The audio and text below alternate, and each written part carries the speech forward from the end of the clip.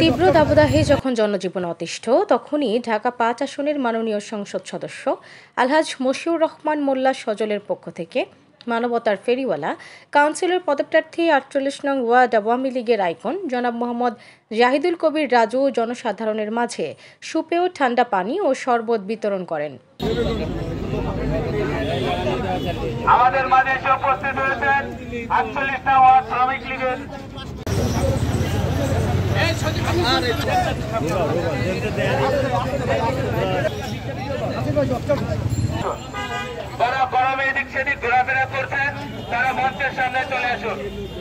সোমবার ২০ মে যাত্রাবাড়ী থানাধীন সায়দাবাদ খালপাড় রোড মুন্সিবাড়ি এর আয়োজন করা হয়ে থাকে।